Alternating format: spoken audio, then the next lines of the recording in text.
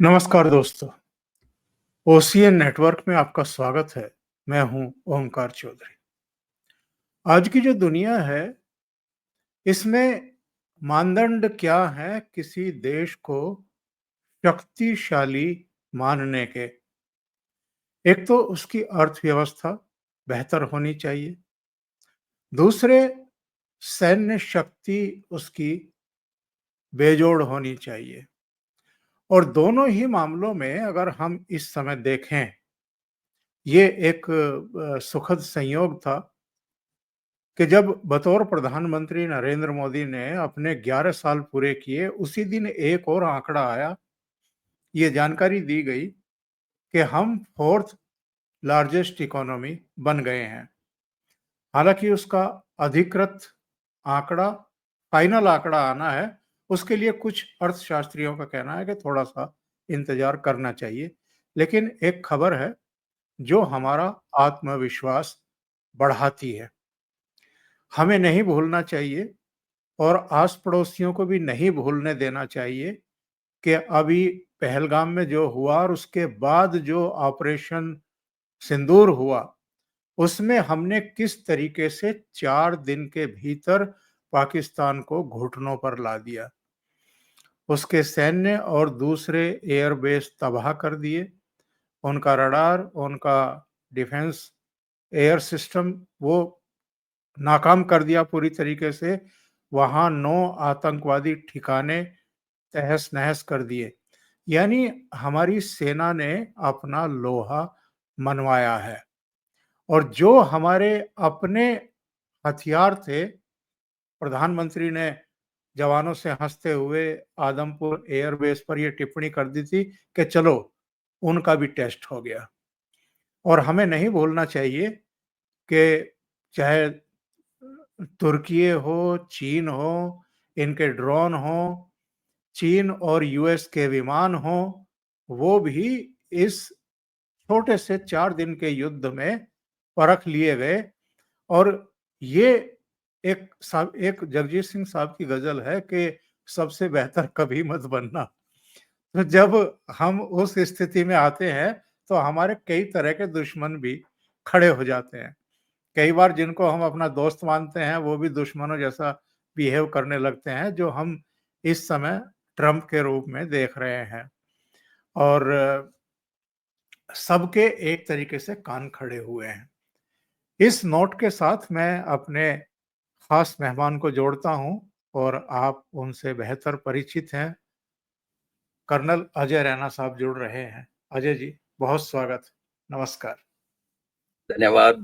नमस्कार आपको और दर्शकों को। ओमकार जी। अजय जी, जो मैंने अभी अपने इंट्रो में कहा है, अब भारत को ज्यादा सतर्कता के साथ आगे बढ़ने की जरूरत है, क्योंकि ये कहा जा रहा है कि चीन को रोकने के लिए तो अमेरिका को भारत की जरूरत थी। अब वो भारत को भी आगे बढ़ते हुए देख करके थोड़ा दुखी तो दिखाई दे रहा है। जी ओमकार जी, ये जो सुपर पावर होती हैं, ये सुपर पावर इसीलिए होती हैं कि यहाँ हमारी सोच खत्म होती है, वहां से इनकी सोच शुरू होती है। तो नेचुरली ये आज से 15 साल जिस तरीके से आपने ओपनिंग रिमार्क्स में कहा, जैसे भारत प्रगति कर रहा है, अर्थव्यवस्था तो एक बात वो तो कर ही रहा है।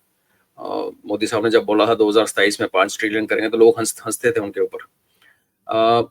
उसके बाद जो आत्मनिर्भर का जो उस पर भी लोग हंसे और उसका रिजल्ट हमने देखा। तो नेचुरली एक कॉमन सेंस ये कहती है कि और 10 साल में, 15 साल में ना केवल हम ऊपर जा रहे हैं, चाइना भी नीचे आ रहा है, अमेरिका खुद नीचे आ रहा है। बिकॉज तीसरा मापदंड जो आपने 2 मापदंड बताए अपने अर्थव्यवस्था का और फौज का, तीसरा ये भी होता है कि आपके अंदर की सिचुएशन क्या है। तो अंदर की सिचुएशन चाहे वो सिक्योरिटी की है या लोगों के अंदर डिससेटिस्फेक्शन की है, आपके अंदर जिसको हैप्पीनेस इंडेक्स कहते हैं, लिप्टार जो भी है, तो उसमें अपना इंटरनल कंजप्शन में इंटरनल उनके पूरी घोस्ट सिटीज इस टाइम चाइना के अंदर हैं, उसके बैंक करप्ट हो रखे हैं और इतना पैसा बीआरआई में फंसा रखा है, 60 बिलियन तो सिर्फ पाकिस्तान में फंसा हुआ है कि उनकी वो नीचे जाए, तो नेचुरली फिर अगर उभरता हुआ सैनिक जो दुश्मन है, कॉम्पिटिटर जिसको कहते हैं डिप्लोमेटिक लैंग्वेज में, उसका अर्थ तो दुश्मन ही होता है, शत्रु ही होता है, तो वो भारत है। तो जब ऐसा बन रहा है तो कोई भी इसको बर्दाश्त नहीं करेगा, यूरोपियंस भी नहीं करेंगे, वो तो अपने आप को हम पे रूल कर चुके मानते हैं, और उन्होंने तो हमें सभ्य बनाया, उनकी बात, उनकी हिस्ट्री बुक पढ़ें आप, तो भारत तो यहाँ एक बिल्कुल ही जंगलियों का एक देश था, जिसमें कोई सभ्यता, कोई मानता कुछ भी नहीं था, सब उन्होंने सिखाया। कास्टिज्म से लेके सती प्रथा को राजमोहन राय ने रोका, वो सब कहानियां हमें सुनाई, और अमेरिका इन एनी केस इसको बर्दाश्त नहीं कर सकता। तो हमें सतर्क रहने की बिल्कुल आवश्यकता है, और इसमें जो तीसरा मापदंड है, अंदर वाली जो आंतरिक सुरक्षा हमारे को रेलिवेंट है, उस पे भी अभी बहुत ज्यादा इंपॉर्टेंस और उसके ऊपर बहुत बड़ा ध्यान देने की जरूरत है। जी बिल्कुल सही बात आपने कही है राजा जी। कल प्रधानमंत्री की गुजरात में कई जनसभाएं थी, कुछ रोड शो थे और बहुत सारी परियोजनाओं का तो खैर उन्होंने शिलान्यास और उद्घाटन किया ही है। वो इतना महत्वपूर्ण नहीं है जो आज के संदर्भ में, आज की स्थितियों परिस्थितियों में पाकिस्तान को लेकर के उन्होंने जो कुछ कहा है। एक तो ऑपरेशन सिंदूर किन स्थितियों परिस्थितियों में किया गया, उसका उन्होंने उल्लेख किया। हमारी सेनाओं का गौरवगान किया उन्होंने, जिनकी शक्ति ने पाकिस्तान को घुटने टेकने पर मजबूर कर दिया, और लगे हाथ वहाँ के युवाओं का आह्वान किया है कि भई ये जो सेना है और जो वहाँ के पॉलिटिशियन हैं, उनका जो नेक्सस है, इन्होंने आतंकवाद को ही कमाई का एक ज़रिया बना करके रख दिया है। और अगर आपको बेहतर भविष्य चाहिए, और भारत का उदाहरण उनके सामने है, अलग-अलग क्षेत्रों में जितना हमने काम किया है और जितनी हमने प्रगति की है, और जितनी भी बड़ी आईटी ऑर्गेनाइजेशंस हैं, कंपनियां हैं, वहाँ पर भारतीय जो है वो नेतृत्व कर रहे हैं। तो हम जानते हैं, अब कई प्रोग्राम्स में आपने भी उल्लेख किया है, बलूचिस्तान में क्या चल रहा है, खैबर पख्तूनख्वा में क्या चल रहा है, सिंध में क्या चल रहा है, गिलगिट बाल्टिस्तान पीओजेके में क्या चल रहा है, और किस तरीके से पाकिस्तान हिल रहा है एक तरीके से, कब टूट जाएगा कह नहीं सकते। तो भारत की ये कोशिश है, प्रधानमंत्री जी की ये कोशिश है कि हमें अपने हाथ ना ही गंदे करने पड़े।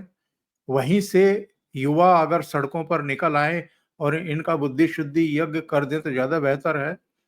नहीं तो फिर अ, हम तो हैं ही, जो उन्होंने कहा है कि या तो सुख की 2 रोटी खा लो या फिर गोली खा लो, गोली देने को भी हम तैयार हैं। तो एक स्पष्ट चेतावनी है प्रधानमंत्री की, और एक उन्होंने कहना चाहिए कि युवाओं के सामने एक विकल्प भी खुला छोड़ कर के रखा है। ओमकार जी, जब सर्जिकल स्ट्राइक हुआ था उससे पहले प्रधानमंत्री जी ने पाकिस्तान को अपील की थी कुछ घंटे पहले कि आओ हम मिलके गरीबी को हटाएं। जब ये प्रधानमंत्री जी ऐसी बातें करती हैं तो मेरा कहीं दिमाग कहीं और चला जाता है। पर हाँ, कुछ लोग जो जिनको अभी ये थोड़ा सा शक होने लगा कि ऑपरेशन सिंदूर तो खत्म हो गया, जो फायरिंग रोकने को सीज फायर कहने लगे, कुछ ने कहा जी हम पृथ्वीराज सिंड्रोम से सफर करते हैं, कुछ ने कहा कि ये ऐतिहासिक ब्लंडर होगा जैसे 71 में हमने ब्लंडर किया था। तो अब देखो, कहने की बातें, हिस्ट्री को हमेशा जज करने के लिए एक टाइम देना पड़ता है, और होता भी क्या है कि हिस्ट्री को हम प्रेजेंट डे में जज करते हैं तो उसके कॉन्टेक्स्ट को हम भूल जाते हैं, तो वैसे भी हिस्ट्री का ट्रीटमेंट फेयर होता नहीं है। लेकिन ये तो पिछले हफ्ते की बात है। जिस दिन सरकार कहेगी कि ऑपरेशन सिंदूर खत्म हो गया, उस दिन उस पर चर्चा की जानी चाहिए। इतना विश्वास हमें सरकार पर रखना चाहिए कि जो चला रही है और जो सीना ठोक के कह रही है कि ऑपरेशन सिंदूर चल रहा है, और जो आपने ये बात की कि रोटी खानी है खा लो, तो गोली तो है, उसको आप चाहे आप फार्मास्यूटिकल की गोली मान लीजिए, एम्युनिशन फैक्ट्री मान ली, वो आपकी किसी की अपनी सोच है। लेकिन फैक्ट ये है कि ऑपरेशन सिंदूर जो चल रहा है, हमें ये समझना चाहिए वो 3 लेवल के उसमें काम चलते हैं, पैरेलल चल रहे हैं। एक तो है नॉन काइनेटिक, जिसमें सबसे ऊपर पानी का जो हम ट्रीटमेंट कर रहे हैं, इंडस वाटर ट्रीटी का हम डिप्लोमेटिक मैसेज पूरी दुनिया में फैला रहे हैं। दुनिया ने 71 में भी हमारी बात नहीं सुनी थी, ना सुने, लेकिन क्या इतिहास ऐसे ही लिखा जाता है। आज दुनिया में बहुत सारे लोग हैं जो कहते हैं कि 71 में भारत ठीक था, हालांकि उस टाइम निक्सन हमारी बात सुनने को तैयार नहीं था। तो ये संदेश देना जरूरी होता है। दूसरा एक लेवल है जिसको आप कोवर्ट लेवल कह सकते हो, जिसमें जो बलूचिस्तान के अंदर हो रहा है और जिसके अंदर जो टीटीपी में हो रहा है और जो पीओजेके में हो रहा है, उसमें जो जैसे भी किया जा रहा है वो एक लेवल है जो काइनेटिक है, लेकिन हमारी मैन पावर को उसमें इन्वॉल्व नहीं करती, हमारी सिविल पॉपुलेशन को इमीडिएटली डेंजर में नहीं डालती। और तीसरा है काइनेटिक। तो काइनेटिक को मैं जैसे देखता हूँ कि ये जैसे अभी ये फेज चलेगी, अब पता नहीं कितने महीने कितने साल चलती है ऑपरेशन सिंदूर की, इसके बीच बीच में ऐसे मौके आपको पाकिस्तान देगा, बेवकूफ़ी देख करेगा। जैसे आपने कहा कि मिलिट्री और पॉलिटिशियन पाकिस्तान में एक टेररिज्म का बिजनेस करते हैं, बिकॉज तीसरा जो सबसे बड़ा कंपोनेंट पाकिस्तान के अंदर है वो टेररिस्ट है। ये हाफिज सैयद और जो मौलाना मसूद अजहर, इनकी जो फैक्ट्री कारखाने हैं वो उनकी फोर्स से भी बड़े हैं, उनकी फॉलोअरशिप करोड़ में है। तो ये तीनों जो एंटिटीज हैं जो एक दूसरे के ऊपर काबू भी नहीं है और मिलजुल के चलते भी हैं, और जहां ना मन ना करे ना भी चलते। मसूद अजहर कितने आपने पूरी फैमिली उड़ा दी, तो नेचुरली वो रिएक्ट तो करेगा, तो वो मौका देगा। और क्योंकि इस टाइम तैयारी इस लेवल की हो रखी है, मोबिलाइजेशन का टाइम और टारगेटिंग का टाइम, वो ऑलरेडी हमारे पास डेटा वगैरह सब कुछ है, तो इमीडिएट पनिशमेंट मिलेगी। अगर पाकिस्तान हरकत करता है तो इधर मिलेगी, अगर पन्ना मंडी उधर बांग्लादेश करता है तो उसको वहां मिलेगी। तो ये सिलसिला चलता रहेगा। ऑपरेशन सिंदूर को अगर आप इनफैक्ट उस डॉक्ट्रिन के साथ मिला के देखें जो भारत ने घोषित की उस दिन कि कोई भी एक्ट ऑफ टेरर होगा उसको हम एक्ट ऑफ वॉर मानेंगे, तो ये आप ये मान के चलिए हमारे न्यू नॉर्मल है और हमारे सभी पड़ोसियों को लागू है, सिर्फ पाकिस्तान को लागू नहीं है। जिस दिन ऑपरेशन सिंदूर खत्म किया जाएगा उसमें हमने क्या गलती की, क्या पाया, क्या खोया, तब विश्लेषण करना चाहिए। लेकिन हमारे यहाँ पे बहुत सारे लोग हैं जिनको कहते हैं अंग्रेजी में जंप द गन, उनको उछलने की आदत होती है, वो पहले कंक्लूजन निकालना शुरू कर देते हैं। कईयों ने तो पहले ही कह दिया था कि भारत कभी अटैक कर ही नहीं सकता, हमारी औकात ही नहीं, हमारी औकात ही नहीं चाइना के साथ भिड़ सके। और आज आप चाइना की स्टेटमेंट देखिए, वो जो रशिया, जैसे आपने कहा दुश्मन उभर के नए, ट्रंप साहब ने जो मुंह खोला, उसके बाद चाइना के स्टेटमेंट्स बड़े बैलेंस आने शुरू हो गए हमारे लिए, क्योंकि उससे ये हो रहा है कि चाइना को समझ आ रही है कि बैलेंस करके चलना पड़ेगा।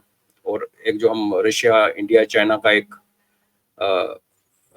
जो ग्रुपिंग है जो आज तक इसलिए नहीं बन पा रही थी कि चाइना स्लिपरी था और हमें अपने शक हैं चाइना के ऊपर।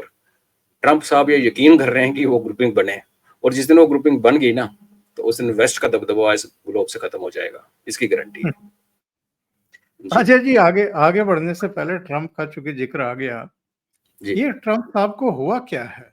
अभी दक्षिण अफ्रीका के राष्ट्रपति सिरिल रामाफोसा के साथ भिड़ गए, उनको वीडियो दिखाने लगे, वहां बैठ करके उनकी बेइज्जती करने लगे। अभी पुतिन के बारे में बड़ा बेढंगा सा इनका बयान आ गया है। भारत के बारे में ये ज्यादा उछल कूद कर ही रहे थे, तो हमने शायद जो प्रॉपर चैनल होता है उससे भी उनको मैसेज भिजवा दिया। और हमारे यहाँ तो मेरे विचार से पहली बार हुआ होगा कि अमेरिका के राष्ट्रपति के किसी दावे का जवाब हमारे विदेश मंत्रालय के प्रवक्ता रणधीर जायसवाल ने दिया। उसके बाद फिर विदेश सचिव और विदेश मंत्री आए। तो ये ट्रंप साहब की जो साइकी है इस समय की, कुछ आप समझ पा रहे हैं क्या? इनके समझने के लिए तो मैं इनकी बायोग्राफी को अगर रेफर करूं, जिसमें उन्होंने लिखा था कि एज ए बिजनेसमैन, प्रेसिडेंट बनने से पहले लिखी थी कि मेरा स्टाइल ये है कि मैं एकदम से, कहते हैं ना, खलबली मचा देता हूँ। बिजनेस डील के टाइम पे खलबली मचा लेता हूँ, और खलबली मचाने के बाद मैं दूसरी पार्टी जब टेबल पे आती है प्रेशर में, तो मैं फिर अपने मर्जी की डील साइन करता हूँ। अब देखिए, दुनिया चलाना, दुनिया से बिहेव करना भी एक किस्म का बिजनेस ही है एक सेंस में, लेकिन प्योर बिजनेस तो नहीं है ना। आप पैसे की धौंस से साउथ अफ्रीका वालों को धमका सकते हो, पाकिस्तान वालों को अपने मर्जी का काम करवा सकते हो। अगर आप चाहो, सोचो कि भारत को आप करोगे तो नहीं करवा सकते ना, जो चाइना को नहीं करवा सकते ना, रशिया से करवा सकते हैं। तो आपने आई थिंक बिजनेस के आइडिया को इतना ज्यादा उसको स्ट्रेच कर लिया अपने डिप्लोमेसी में और इंटरनेशनल रिलेशनशिप में कि अभी आपको ना फर्क समझ नहीं आ रहा, और आप खुद अभी खलबली मच गई है आपके अंदर। जो खलबली आप दुश्मन के बेड़े में, जो अपोनेंट के बेड़े में, खेमे में करवा के और फायदा करते थे, डील लेते थे, अब लग रहा है कि कुछ फ्रस्ट्रेशन, क्योंकि इसने बोला था कि मैं लड़ाई रुकवा दूंगा, और अभी देखो आज ही रशिया के जो मिलिट्री टारगेट्स की खुली छूट दे दी है यूक्रेन को, जहां मारना मारो। और रशिया कीव के अंदर ठोक रहा है, कैपिटल में वो उसका लगातार वो डैमेज कर रहा है। तो उस अगर इतना जो ये बातें करता था इलेक्शन से पहले, जेलेंस्की के साथ जो इसने की, वैसे करता तो लड़ाई रुकवाता ना। उल्टा ये अभी रशिया यूक्रेन को कह रहा है कि तुम रशिया के अंदर जहां मारना मारो, हथियार तो नहीं के। तो आई थिंक इसने जो एक्सपेरिमेंटेशन की और खलबली मचाने की कोशिश की, वो जो मैच्योर लीडरशिप दुनिया में, जिसमें दो को तो मैं सबसे टॉप में गिनता हूँ, जिसमें मोदी साहब हैं और पुतिन है, और एक एक सॉलिड इंटरनेशनल लेवल का लीडर इजराइल का नेतन्याहू साहब हैं, उनकी भी आजकल ट्रम्प से नहीं बन रही। तो अपने डॉलर को बचाने के लिए पर्सनल गिफ्ट्स की जो खबरें आई, जो कतर से आया, जो पाकिस्तान के साथ क्रिप्टो की डील हुई, तो सामने समझ के ये आ रहा है कि जो ये कहता था अमेरिका फर्स्ट, ये अमेरिका फर्स्ट नहीं, ये ट्रम्प फर्स्ट के चक्कर में एक कंफ्यूजन से इसके दिमाग में हो गया। अभी इसको समझ नहीं आ रहा कि अमेरिका फर्स्ट की ट्रम्प फर्स्ट, पैसा पहले की दोस्ती पहले। अभी ये लोग सही बोलते हैं कि इसके दिमाग के अंदर एक तूफान चल रहा है, उसको समझ नहीं आ रही, इसको हैंडल नहीं कर पा रहा है। आज तक इसने दुनिया को नचाया बिजनेस वर्ल्ड में, और अभी ये खुद नाचना शुरू हो गया। और इसकी हमने वीकनेस इसके फर्स्ट टेनर में भी देखी थी। फर्स्ट टेनर में इसको अंदर वालों ने ही नकेल डाल दी थी, इसकी ब्यूरोक्रेसी ने ही, और उसने तो इस बार तैयार होके आया था, लेकिन जो बाहर वालों के साथ निपटना, वो तो आपके नहीं सुनेंगे। आप ऐसे बुला के बेइज्जती करोगे। जेलेंस्की ने भी इसको आगे सुना दिया था, वो हम लोग उस टाइम चलो कुछ दूसरे पर्सपेक्टिव से बोलते थे। तो ये एक सुपर पावर के राष्ट्रपति का ऐसा बिहेवियर ना तो सुपर पावर के लिए ठीक है, ना पूरी दुनिया के लिए ठीक है। ये एक और क्योस क्रिएट करेगा। और दक्षिण अफ्रीकी राष्ट्रपति भी सुना गए, बल्कि इनके कपड़े उतार गए ये कह करके कि भाई हमारे पास 334 करोड़ का विमान तो है नहीं आपको गिफ्ट करने के लिए। तो इससे ज्यादा कोई नहीं सुनता हम कहा आजकल, सबको पता ना, सब पूरे साउथ अफ्रीका के, पूरे अफ्रीका की एक्सप्लॉयटेशन व्हाइट्स ने की है। उनके नेचुरल रिसोर्सेज, उनके स्लेव्स बना बना के क्या क्या नहीं लूटा वहां से। और जितनी नफरत अफ्रीकन कंट्रीज को ओवरऑल व्हाइट्स के लिए है, इतनी हमें भी नहीं है। इनफैक्ट हमें तो बड़ी हैरानगी होती है, हमें नफरत क्यों नहीं है। हमने तो सो कॉल्ड गुलामी खत्म करते ही हमने उनसे दोस्ती मिला ली, उनकी बातें मानने कॉमनवेल्थ में ज्वाइन कर लिया। तो वो नफरत, अभी वो उनका प्रेसिडेंट अगर वो चुपचाप मार खा के चला जाता तो अपने देश में शक्ल क्या दिखाता। देखिए उनके अपने जो बच्चे हैं, यंगस्टर्स हैं, उनके अपने एम्बिशंस हैं। वो उस जमाने में नहीं जीना चाहते जिसको डार्क कॉन्टिनेंट कहते थे, कि अफ्रीका में आओ लूटो।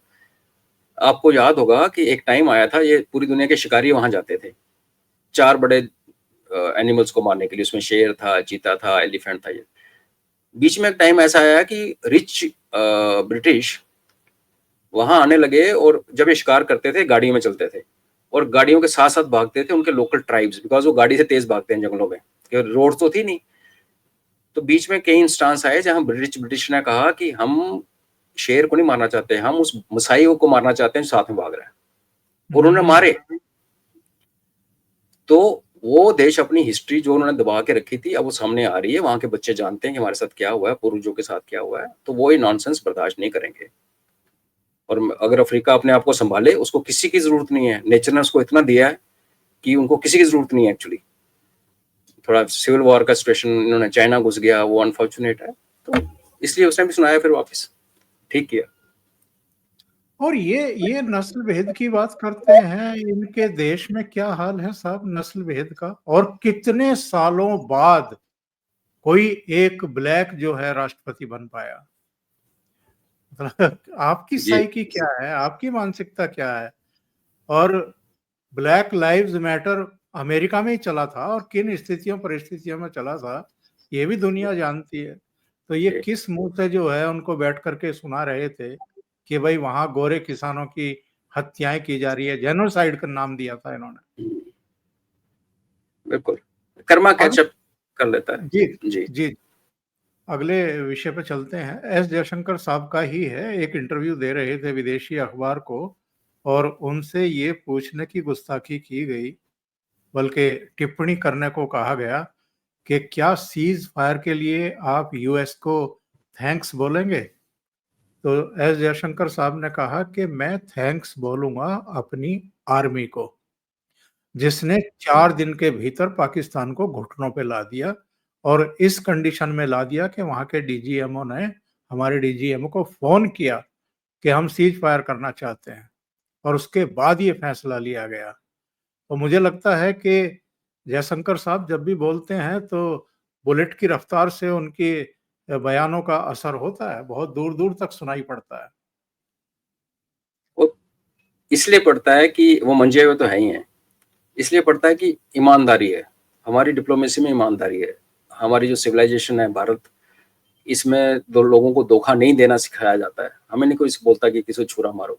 जब आपके पास ऐसे करेज ऑफ कन्विक्शन आपके साथ है, आपको अपने पे कॉन्फिडेंस है, और फिर जैसे आपकी आर्मी और एयरफोर्स नेवी ने प्रूव करके दिया है कि जो आप सोच रहे हो, जो दुनिया को दिखा रहे हो, उसका हम आपको प्रूफ करके ग्राउंड पे देते हैं, जिसको कोई किसी को शिकायत ना बचे, शक ना बचे। साथ में आप देखो, उन्होंने ये भी कहा कि यूएसए में था, जिसके ऊपर कांग्रेस बड़ी भड़की हुई। बोला यूएसए कहाँ था, वो सीज फायर, बोला यूएसए में था। और ऊपर से देखिए कि उसी का एक आप क्या कहते हैं, एक फॉल आउट देखिए कि शशि थरूर साहब अमेरिका के अंदर बैठ के ट्रंप की पैंट खोल रहे हैं। आई मीन, एक टाइम था हमारा प्रधानमंत्री खड़ा होता था और उसको व्हाइट हाउस के वेट करना पड़ता था, और आज ये है कि हमारा, जब आप पार्लियामेंट्री डेलीगेशन भेजते हो, बेसिकली आप गवर्नमेंट ऑफ इंडिया को रिप्रेजेंट कर रहे हो, भारत को रिप्रेजेंट कर रहे हो, कोई अपनी मर्जी से नहीं गया ना। और वो ये भी आप मान के चलेंगे कि जो वहाँ बोला जा रहा है उसके बारे में यहाँ डिस्कशंस हुई हैं इन हाउस, वही बोला जा रहा है, तभी सेंसिबल लोगों को भेजा है। बिल्कुल। इसलिए नहीं कि थरूर साहब की इंग्लिश अच्छी है, वो तो खैर है ही है, बट जितना मर्जी आप हमारी बहुत अच्छी नीयत है देश के बारे में, कई बार ऐसे पॉडकास्ट में बात निकल जाती है लूज मुंह से, तो ये लोगों को उस मामले में ध्यान रख के पूरा क्लियर करके भेजा जाता है। तो ये हमारे विदेश मंत्री और विदेश मंत्रालय की कर्ज ऑफ कन्विक्शन है, सच्चाई के साथ खड़े होने का रिजल्ट है, और वो उन लोगों की करतूतें हैं जो उनके सामने आ रही है, इसलिए हम उनको थप्पड़ मार रहे हैं और आगे से बोल नहीं पा रहे। ये बहुत अच्छा एक समय है भारत के लिए। अच्छा, बांग्लादेश की तरफ बढ़ने से पहले मैं थोड़ा-सा ये भी देखना उस पर एक टिप्पणी चाहूँगा आपकी। ये ईरान गए शहबाज शरीफ, और अब तुर्की में हैं, वहाँ इनके सेना प्रमुख भी साथ में हैं। एक तो कोई तस्वीर उन्होंने भेंट की है 2019 की, कोई चीन-वीन की तस्वीर भेंट कर दी अपने प्रधानमंत्री को। ये क्या कंट्रोवर्सी है जिसको लेकर के कहा जा रहा है कि वो तो चीन की तस्वीर है जिसको ये अपना बता कर के और जीत की बात कर रहे हैं। कौन-सी जीत है भई, घुटनों पे आ गए और अब आपके एयरबेस मुँह फाड़े पड़े हैं सारे। आपके डिफेंस सिस्टम सब खत्म कर दिए, 9 आतंकी ठिकाने जो हैं वो तबाह कर दिए। तो ये फील्ड मार्शल जो है, ये कितना नीचे गिरेंगे, कितना झूठ बोलेंगे। और दूसरे, इन्होंने शहबाज शरीफ ने वहाँ पर ये कहा कि साहब हम भारत से बातचीत करने को तैयार हैं, लेकिन हम पानी पर भी बात करेंगे, हम कश्मीर पर भी बात करेंगे। मतलब उन मुद्दों पर बात करना चाहेंगे, जिन मुद्दों को भारत टच ही नहीं करना चाहता है। जी बिल्कुल, वो जो फ़ोटो दी इन्होंने, वो बेसिकली चाइना ने एक एक्सरसाइज़ की थी, भारत के खिलाफ ही की थी, अपनी रॉकेट फ़ोर्स का फायर पार्ट डेमोंस्ट्रेशन, तो वो उन्होंने उसको पकड़ा दी। आई मीन, आजकल की दुनिया में शायद आज से 15 साल पहले चल जाता ये स्टंट। लेकिन आज से 15 साल पहले अगर ऐसे 4 दिन का युद्ध हुआ होता, तो पाकिस्तान ने जो अपने आप को छाती ठोकी, वो ठोक नहीं पाता, तो लोग फिर ग्राउंड पे देखते हैं ना। आज क्या ग्राउंड सोशल मीडिया पे देखते हैं, उनको क्या फीड किया जा रहा है। आपकी चैनल शायद ब्लॉक हो गई होगी पाकिस्तान में, तो वहाँ अपना नैरेटिव चलाते हैं। तो आजकल नैरेटिव कंट्रोल्ड है। तो और वैसे भी जो इस्लाम है वो सिखाता है कि आप हार कभी नहीं माने। आप हारते हैं तो समझ लो अल्लाह आपकी परीक्षा ले रहा है और आपको ताकतवर बना रहा है। तो इसलिए आपने देखा है इनकी पूरी जातियां तबाह हो जाती हैं लड़ते-लड़ते, बिकॉज़ वो नहीं मानते हार। और हमें कोई अच्छी शौक भी नहीं है इनको हार मनाने का। हमें बेसिक मतलब ये है कि इनकी जो कैपेबिलिटी है हमारे खिलाफ जिहाद फैलाने की, गंद फैलाने की भारत में, उसको हमने रोकना। उसके लिए पाकिस्तान का तोड़ना बहुत ज़रूरी है, वो टूटेगा। शहबाज शरीफ जी तो उनको पुरानी आदतें हैं, क्योंकि हमारी सरकारें यही करती रही हैं कि एकदम लड़ाई हुई, रुकी नहीं रुकी, बीच में रुकी, बीच में जल्दी-जल्दी शिमला समझौता किया और आपने बातें करनी शुरू कर दी, और 2 साल बाद बोला हम आपको न्यूक्लियर टेक्नोलॉजी दे देते हैं। इनको वो आदत है। इनको वो समझ नहीं आई कि 2014 के बाद जो भारत है वो बदल चुका है, और हमारी सरकार की स्पष्ट नीति है, स्टेटमेंट है कि हम बात करेंगे तो पीओजेके पे करेंगे, बाकी हम किसी भी बात ही नहीं करेंगे। वहाँ बात कर लो पहले, फिर देखते हैं बाकी तुम्हें जो भीख-भूख चाहिए, सब्जी-सुब्जी, टमाटर-टमूटर चाहिए, भेज देंगे। तो ये बात शहबाज शरीफ समझ जाए, लेकिन वो समझा हुआ है, लेकिन बोलना उसको पड़ता है, बिकॉज़ उसके पीछे जो उसका स्क्रिप्ट लिखने वाला है वो फील्ड मार्शल है। फील्ड मार्शल आप कह रहे हो कितना गिरेगा, वो फील्ड मार्शल है तो वो कहीं भी गिर सकता है, उसको कोई नहीं पूछने वाला। कहता है ना कि अपना एक पति था, उसको उसकी पत्नी पीटने लगी, तो बेचारा दुबक के बेड के नीचे घुस गया। तो उसकी पत्नी कहती है हिम्मत है तो बाहर निकल, तेरे को कहते मोटी थी थोड़ी बेचारी, मेरी तरह नहीं घुस सकी बेड में। वो कहता मेरा घर है, मैं जहाँ मर्जी पीटूं। तो देखिए आप अपनी दुर्दशा को, जिस भी दशा को आप बातों में जो मर्जी कहिए, तो ये हालत है उनके फील्ड मार्शल का, वो जिस मर्जी लेवल पे गिर जाए, बेड के नीचे छुप जाए, वो अंदर बैठ के बोलेगा मैं, क्योंकि वो राजा है, वो वहां को चलाता है, सीधी सी बात है। हाँ, पाकिस्तान आर्मी के अंदर जो दरारें पड़ी हैं, और जैसे जैसे ये अभी बलोचों के खिलाफ कुछ ना कुछ गलती करेगा, उनको मारने की कोशिश करेगा, वो जैसे जैसे बढ़ेगा तो इसके अंदर तनाव बढ़ेगा। और हमारे अगर आप हिस्ट्री खोल के देखेंगे तो हमारे खिलाफ जो युद्ध लड़ेगी उसमें सबसे भयानक लड़ाइयाँ हमारे और बलोचों और हमारे और पश्तूनों के बीच में भी हैं। इनकी पंजाबी रेजिमेंट्स तो खाना पूर्ति की रेजिमेंट्स हैं। तो जब ये वो इनके हाथ कट जाएंगे, और उन्होंने देखो इस बारे में कह दिया था पश्तूनों ने पहले कि हम नहीं लड़ने वाले आपसे, आपने लड़ना पंजाबियों के साथ लड़ो, जब भारत पे अभी होने वाला था उनकी एंटिसिपेशन। तो ठीक है, जब तक इनकी सांसें चल रही हैं ये हुंकारे बढ़ते रहेंगे, और फिर एकदम से इनका अंत आएगा, तो फिर देखते हैं, आने वाला है अंत। अजय जी, बांग्लादेश में क्या चल रहा है? अभी बीच में इस्तीफे की धमकी, उसके बाद सलाहकार परिषद की कोई बैठक, फिर बैठक के बाद बयान कि नहीं नहीं वो पद पर बने रहेंगे। फिर एक और बयान आ गया कि सेना के और यूनुस के बीच में कोई किसी तरह का कोई मतभेद नहीं है, तनातनी नहीं है, कुछ नहीं है।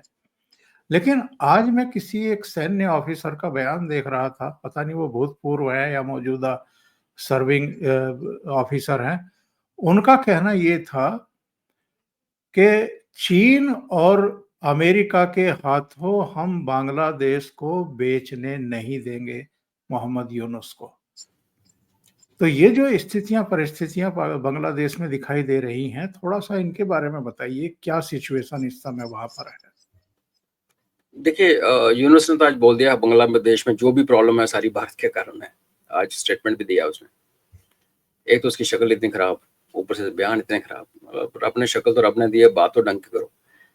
अब वो चाइना को इनवाइट कर रहा है, हमने इसके बारे में पहले बात की। इसको अमेरिका ने यहाँ बिठाया, पीछे से अमेरिका में ट्रंप आ गया, उसने आगे उसी डीप स्टेट को टारगेट करने की कोशिश की जिसने यूनुस को यहाँ बिठाया था। और यूनुस ने काफी बकवासबाजी की हुई है पास्ट में, ट्रंप को ट्रंप बोलता नहीं है। हाँ, वो तो तो इन्होंने पेरिस में ही बयान दिए थे जी। बिल्कुल, उसने क्लिंटन के टाइम पे बोला था। तो अब इसको लगा कि सर्वाइवल के लिए अगर मैं यहाँ से भागूंगा भी तो जाऊंगा कहाँ? अमेरिका जा नहीं सकता, जहाँ इसकी बड़ी दोस्ती है बिल क्लिंटन और पार्टी के साथ, ओबामा के साथ, वहां ट्रंप इनको घुसने नहीं देगा। तो ये जाके चाइना की गोद में बैठ गया।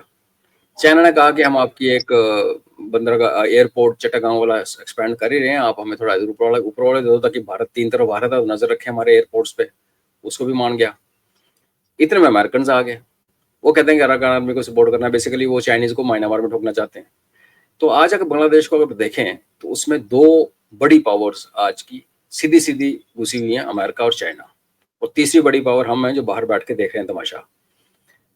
अब बात चलती है, लोग कहते हैं चिकन नेक क्यों नहीं ले रहे, वो नहीं, हम सब समझते हैं कि इसके जियोपॉलिटिकल इंप्लीकेशंस है। आप किसी देश को वैसे इन्वेड नहीं कर सकते, हम करते नहीं है, जो भी है अच्छा बुरा पॉलिसी जो भी है। लेकिन जब भारत ने ये कहा कि एक्ट ऑफ टेरर को एक्ट ऑफ वॉर माना जाएगा, तो हमने अपने लिए एक विंडो खोली।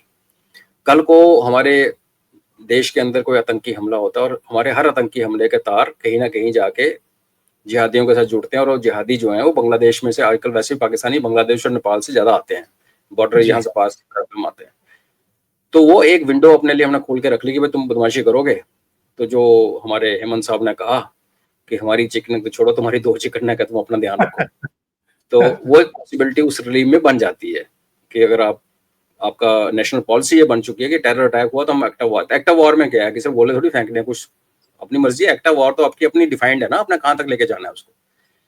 ओवरऑल बांग्लादेश की स्थिति बहुत बुरी इसलिए है कि अमेरिका उसको यूज कर रहा है चाइना को कंटेस्ट करने के लिए म्यांमार के अंदर। म्यांमार की हुंटा की सपोर्ट कर रहा है रशिया। आधे रेबल ग्रुप्स को सपोर्ट करता है चाइना, बिकॉज उसका अपनी पाइपलाइन वगैरह बिछ रही है। कल अराकन आर्मी ने उनकी पाइपलाइन के टुकड़े भी उड़ा दिए। तो अभी अमेरिका जो सी पैक को बंद करा के अभी सी मैक को बंद कराना चाहता है। तो इसका मतलब ये है कि और रशिया की वहां प्रेजेंस है और हमारा इंटरेस्ट है। तो मैं बड़ा सेफली कह सकता हूँ कि सडनली हमारे पड़ोस में एक फ्लैश पॉइंट तैयार हो गया एक नई वर्ल्ड वॉर के लिए। और हमें हैरान नहीं होना चाहिए कि next world war bay of Bengal या म्यांमार के अंदर से शुरू हो, क्योंकि जब टकराते हैं सामने, और कहीं आमने सामने नहीं टकरा रहे। यूक्रेन में एक नेटो का पर्दे के पीछे छुपे हुए हैं, यहाँ तो सामने सामने आ गए ना। तो इस परिप्रेक्ष्य में अगर आप देखोगे तो अमेरिका बांग्लादेश को यूज कर रहा है, यूज एंड थ्रो, अपना म्यांमार में काम करने के लिए। चाइना बांग्लादेश को यूज करना चाहता है हमारे खिलाफ करने के लिए। पाकिस्तान ने जिहादी बिठा रखे हैं अगेन हमारे खिलाफ काम करने के लिए। और पाकिस्तान के थ्रू अमेरिका हमारे खिलाफ काम करना चाहता है, तो एक खिचड़ी जो बांग्लादेश के बनी हुई है ना, एक बहुत ही ज्यादा सैड सिचुएशन है। उसमें आपने अवामी लीग को बैन कर दिया, लेकिन सबसे बड़ी फॉलोइंग और सबसे बड़ी पार्टी वही है।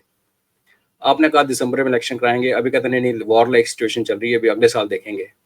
तो वो जो आर्मी चीफ का मॉस्को जाना, उसको फिर हम 71 की वार से जोड़ते हैं। आज जो निशिकांत दुबे साहब ने वो एक शो ही कर दिया लेटर, जिसके बारे में मैं कितनी बार बात करता रहा हूँ कि एविडेंस नहीं था मेरे पास, लेकिन हमें पता था कि 71 का सारा रशिया का प्रेशर था, और रशिया ने ही जल्दी जल्दी सीज फायर करवा के शिमला एग्रीमेंट करा के बोला खत्म करो इसको, लटकाओ मत।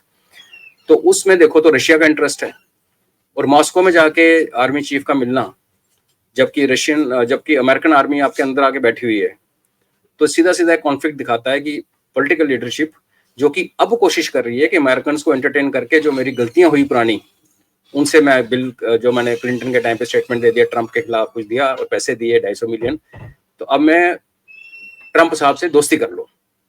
उस मामले में, उस चक्कर में यूनुस ने उनकी फौज को भी इन्वाइट किया, उनकी फौज को भी आने दिया, उनको हो सकता है पोर्ट भी दे दे, पॉसिबिलिटी है कि अमेरिकन बेस बन जाए बांग्लादेश में। उसके खिलाफ है उसका आर्मी चीफ।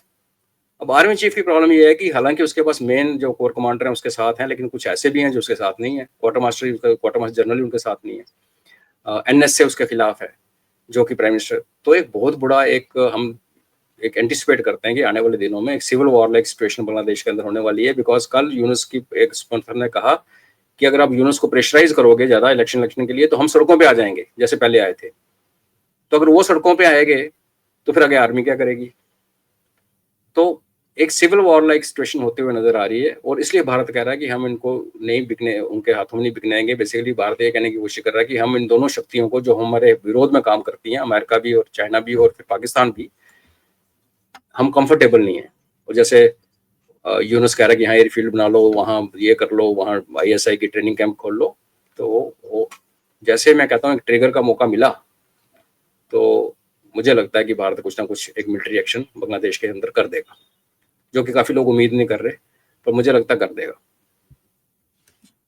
यानी भारत ये भी देखेगा कि चीन और अमेरिका का टकराव होता है या नहीं होता है बंगाल की खाड़ी में, और इस बीच जो तमाम तरह की बातें की जा रही हैं अजय जी के चिकन नेप को चौड़ा करें, या जैसे रंगपुर के बारे में, चिटगांव के बारे में तमाम तरह की चर्चाएं चल रही हैं, तो वो हो सकता है इधर निकट भविष्य में या देर सवेर? देखिए, मैं बड़े सारे एनालिस्ट को सुनता हूँ ना, जब तो कहते हैं देखो जी ये नहीं हो सकता, ये इम्पॉसिबल है। वही एनालिस्ट ये भी कहते हैं कि यार भारत तो सिर्फ बातें करता है। तो अगर आप चाहते हो कि भारत बातें करने के अलावा कुछ एक्शन में आए, तो फिर सपोर्ट करो ना। तो हमारे एक्चुअली गलती उन एनालिस्ट की भी नहीं है, बिकॉज उन्होंने भी भारत का वही रूप देखा है कि जब हमने बातें की हैं, किया कुछ नहीं ग्राउंड पे। तो जी जी। अगर जो नया भारत हम कहते हैं और जो अभी सिंदूर के परिप्रेक्ष्य में चल रहा है, तो मुझे कोई बड़ी हैरानगी नहीं होगी कि अगर भारत घुस के मिलिट्री एक्शन करके उनकी टेरिटरी पे कब्जा करे। कोई बड़ी हैरानगी नहीं है, बिकॉज अगर चाइना को आपने अपने बगल वाले एयरफील्ड में आने दिया, वो लड़ाई के टाइम पे तो हम उसको चेपेंगे, वो देखी जाएगी। लड़ाई के टाइम पे आपको पीस टाइम में बहुत तंग करेगा वो पूरी आपकी इंटेलिजेंस, रडार्स की इंटेलिजेंस, रेडियो के कोड सब वो गैदर करेगा। आपको पता है चाइना मास्टर है स्पाइंग में, तो हम उस स्थिति को बनने ही क्यों दें? और फिर आप, मजे की बात यह है कि एक ही छोटा सा देश है जिसके अंदर 2 सुपर पावर ने डेरा डाल लिया, तो अंदर तो क्लेश पड़ना ही है। तो हमें तो उस क्लेश को बढ़ावा देना चाहिए। पहली ऑप्शन तो ये होनी चाहिए कि हम कुछ ना करें, इनको ही आपस में लड़ा भिड़ा के बांग्लादेश का जो टुकड़ा होने, जो भी इसके भी नक्शे चेंज होने, ऑटोमेटिक ऐसा हो जाए। नहीं है, और अगर बांग्लादेश को करतूत करता है, जैसे उसका PM केयर टेकर आज बोलता है कि भारत सारी समस्याओं का कारण है, अगर ऐसा एटीट्यूड बनाता है और कुछ यहाँ पंगा करने जैसे मुर्शिदाबाद टाइप कुछ हरकत यहाँ करता है, तो फिर हमारे पास पूरा हक है कि हम उसको एक्ट ऑफ वॉर, और एक्ट ऑफ वॉर में फिर कुछ भी हो सकता है। मैं उसके इनकार नहीं कर सकता पॉसिबिलिटी। अजय जी, बहुत बहुत धन्यवाद जुड़ने के लिए, इतना समय निकालने के लिए और कई महत्वपूर्ण मुद्दों पर चर्चा करने के लिए। Thank you so much. धन्यवाद।